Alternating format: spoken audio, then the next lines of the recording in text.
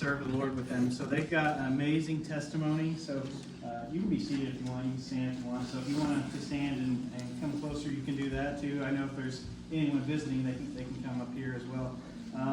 But one thing that I enjoy is hearing people's testimony and hearing people's story. And I don't think they're going to share all of it today because I don't think that we have enough time left in the day to hear how God has worked in their life. But I know Sarah wanted to share something.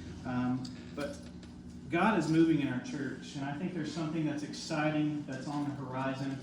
God is bringing some people that come from a broken background. But man, God is putting people back together, and that's what I want our church to be known for. I want our church to be known for a place where people can come from all walks of life, no matter where they are.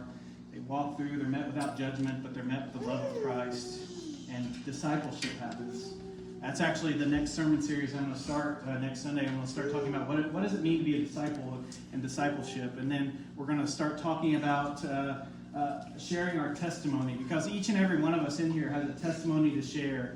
And here in the near future, in the next coming months, we're going to have a testimony service, maybe a couple testimony services at Journey, where it's not going to be me preaching. It's going to be us sharing the story of redemption, of where God found us, what God has done in our life, and what God is doing in our life. And I pray that as a result of people sharing their story, many people are drawn to Christ. So Sarah, what would you like to share this morning? We've been through a lot. Tough. Things made sense when we finally started going to church and submitting to God. My marriage it's been tough. I've watched my husband die on the floor. We faced homelessness.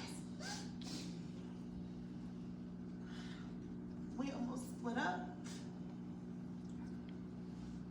I've watched my children suffer. Lost everything.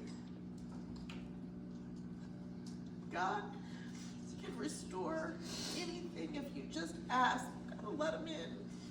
You gotta submit. You gotta quit fighting. You gotta say, fix it. You might not like how he fixes it, but he's gonna fix it. I didn't like his answer. I fought it. But he kept, no, this is what you're gonna do. And I did it. I submitted. I'm going to continue to submit. I'm going to fall. I'm not perfect. I'm depending on his grace. And Jesus empowered. I want my children to follow the steps. This is what I want. This means the world right here. My children making the decision. My husband leading our home. No more drugs. No more dysfunction. Taking a step. This is what we're doing. This is what it's about. I wasn't going to share, but I feel compelled just to say a few words. I won't take long. In the beginning, I was skeptic. I fought against God's pull. I felt God's pull. I'm the worst of the worst. For the people that know me, know the people that don't.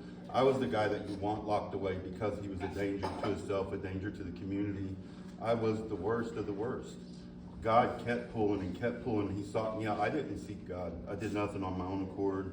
I messed up my marriage. I messed up raising my kids. I messed up my whole life. And God just kept pulling, kept pulling. And I finally started to surrender. And the things that he manifested in my life are undeniable. If you just surrender, you will see things happen that you can't deny, that you know are truth. And so now I hold on to the word. I clutch on to that relationship with God. He seeks that personal relationship with me. I seek it back. If you're skeptic, this is the parable I can give you. If somebody offered to pay your mortgage, your car note, relieve you of all your debts, would they not have your attention? Because it's not tangible, and in this world and physical, people doubt what Jesus offered us. He went to the cross for us to relieve our sin, our debt of sin. Everything was wiped clean. You need to pay the same attention to that you would pay if he was going to pay your car note, your house note, and relieve you of all your debt. But it's tangible. It's real. Just because you can't see it, it's real. Well, I'm proud of all you guys. And the promise that I'll make you as an imperfect pastor serving an imperfect